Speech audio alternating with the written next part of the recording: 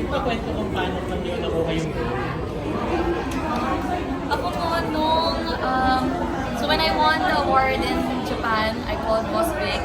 Sabi ko, oh boss, I won. Sabi niya, congratulations at dahil dyan, meron kang project. And it's called I Love You Since 1892. And so I did my research and I was so excited to work on this project. So yun. Ako hindi ko alam. Hindi ko talaga alam. Sinabi lang sa akin na may meeting. Simulit na ako sa every kasama ko sa akin. Totoo nga. Sabi ko lang baka mali mo kayo na pinapresenta. Alam nila yun. So, Ako naman, upon signing up, after a couple of days, sabi nila magpe-present daw sila ng mag-pitch sila for like a TV series. And right away, I fell in love with the character. Ano naman pakiramdam? Kasi napakalaki ng series nito, parang hindi ba kayo na-pressure na gampanan yung mga Pressure is good. yes. The more we... Part ng process is pressure eh. Expectations lang yung kailangan namin workout. And I think kailangan namin focus sa sarili namin to do the character. Kasi kahit pa paano i-aware na ako personally, kung i-aware ko masyado yung sarili ko sa mga nangyayari and all, baka hindi na ako mag-focus sa work, na ako sa expectations. Yeah. Same naman po. Ganun din naman ako. Lagi namang may pressure. Kahit naman hindi hot or what. Lahat naman ng proyekto may pressure. And so, basta kailangan mo lang galingan and just really be, be sensitive to the people that you're with. Yung hindi pa napupunta sa inyo yung I Love You, meron na ba kayong mga idea? May mga background na ba kayo tungkol sa Me? I've never read any Wattpad. Ako wala din. First time kasi hindi ako nakikita. Ako wala. So paano nyo pinag-handle yung Pinasend ko agad yung Wattpad. So I read, nasa plane na ako noon, tapos binabasa ko na rin siya agad. So ang ganda. I fell in love with it. Umiyak ako, tumawa ako, pinilig ako, nalungkot ako. So it's a very good Script ba yung binasa niyo or yung libro? libro. Kasi wala pang script yung mga panahon na yun. I think it's we're so privileged na meron kaming libro na reference namin kasi nandun lahat yun, lahat ng tanong mo, lahat ng explanation nandun lahat. So, yeah, we're lucky na meron kaming binabalik-balikan kung meron kaming mga questions about the characters. And I believe it's 27 shooting days, na originally more. Sabi naman sa alam mo ha. Parang hindi nila alam Mars. 30. Ay, hindi, pero... Yeah, pero kasi di ba halos kayong dati naman first time nyo rin naka-work si Direk Mac Alejandre na noon din naman sa paggawa ng mga historical projects. May pressure din ba sa inyo kasi award-winning and international rin naman taga si Direk Mac? Lagi may pressure naman yung working with someone new, lalo na balikan na sa industriya. And I think iset aside natin yung mga awards and mga nagawa, but the fact na tumagal sa industriya, it means ang laki ng knowledge niya, experience, at syempre yung maitutulong niya sa'yo. Alam mo, as a co-actor, an actor din yun. So ako, excited kasi the fact na talaga sabi niya ilang years na siya, sabi ko, wow, madami ako matutunan. Yeah, ako naman ang na-discover ko sa pressure. Pansin nyo, kapag may pressure, mas ginagawa niyo yung best niyo. Kasi pag masyadong relax, like, parang anong dating na, diba? So I really think pressure is good kasi it's gonna push you to really squeeze kung ano yung meron ka. Minsan, sa pressure na yan, may nadi-discover ka sa sarili mo na, oh, kaya ko pala to. Meron pala ako nito. So, yeah, we're so excited to work with Direk. Ako po, naka 2 days na kami nila Direk Mac. So, nung unang araw talagang nangangapa pa ako kung paano si Direk Mac. Pero, grabe, sobrang good vibes niya lang. Sobrang galing niya. Alam niya kung anong gusto niya per scene. And so, guided ka talaga very well. And the best part, si Direk is very passionate.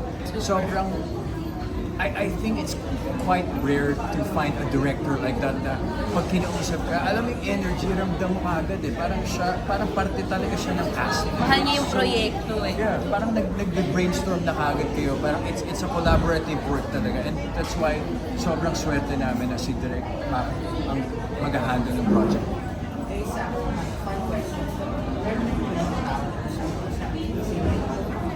lumang tao na kausapin. Ako, Gabriela Silang. Kayo. Lumang tao sa story or iba po? Lumang tao, like lumang tao.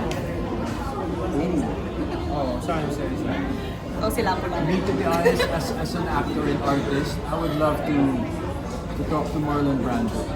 Ah. Huh? Si ano, Support for women's rights. Bakit naman hindi? hindi siya gusto ko nga. Seriously. Tatanong sa akin. Sa akin sa Celsan, siyempre, gusto ko lang din malaman kung paano lahat. True ba? True ba? True ba sa likod ka? Sa likod ka rin na rin. Nakataklog ka. Basta. Hindi. Pero siyempre, gusto kong itanong lahat ng mga kasaysayan na alam naman. Sige, huwag nyo na isama yan. May pananaw ako na nababago lahat. As years pass, nababago lahat yan. Through chismis, nagbabago. Basta nag-iiba na. Kaya gusto ko na siyempre siya. Siya nakakaalam. May kisses. Touch me na talaga. Ay, salamat. Ay, pwede isa pa. Intriga question lang. Ano ang intriga ka sa Intriga. Tatayo ako pag ano, hindi. Ay, hindi kasi like, di ba, like mga Wattpad adaptations and everything. Di, parang yung mga fans, they have their pecs. Si ganito yung gusto ko. Si ganito, ganyan. Kayo ba, gano'n ka-importante sa inyo yung mga noises na gano'n coming from fans na sila yung gusto nilang pumapel sa ganito, ganyan. Well, important siya in a way na syempre ako ginagrab ko yung opportunity na yun and yung reason na yun para ma-improve na hindi na lang sa tama o mali ang isa bagay. Gusto kong i-prove na hindi nagkamali ang video for being number one to be the number one na platform na streaming platform na adapt. Yeah, I really think there's a reason why we're here. You know, those bosses, Boss Vic and the rest of the team, ang tagal na nila sa industry. Hindi naman, they're so experienced to the point na alam nila kung sino yung mapagkakatiwalaan. Hindi naman, kunin natin to just because of wala lang, di ba? So, they see something in us na alam niya na, kaya ng tao.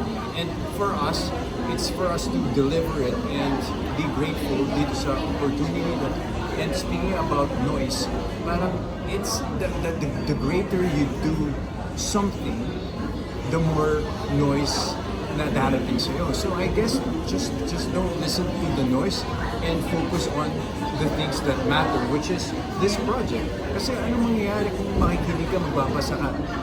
Parang that's their own point of view. So at the end of the day, yeah, we'll just collaborate and, you know, give our best as much as we can. Ako naman nung una, I kept telling everybody na parang, syempre nalungkot ako. Kasi I think I'm just, a very sensitive person that easily gets sad. And so, although hindi naman siya bago sa akin kasi di ba nagkaroon naman ng The Rain in Espanya, and so may mga pegs din naman before. Correct. And it's fine. Ngayon, parang kung, okay, it's a fuel for me na to be, like, galingan ko talaga per scene. So, ngayon okay na po ako. Ngayon, parang, sige, panoorin na lang po natin. Sana panoorin na lang po nila, bigyan nila ng chance tong I Love You Since 1892 na adaptation. Ayun, sana ma-enjoy po nila. Yes, thank you. Congrats.